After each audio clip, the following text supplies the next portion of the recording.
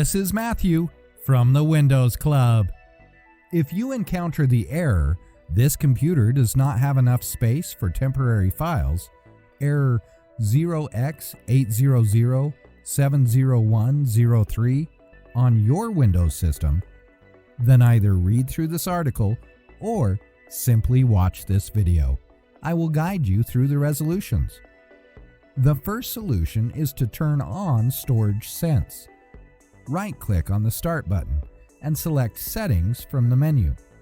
In the Settings window, go to the System tab on the list on the left-hand side. In the right pane, select Storage.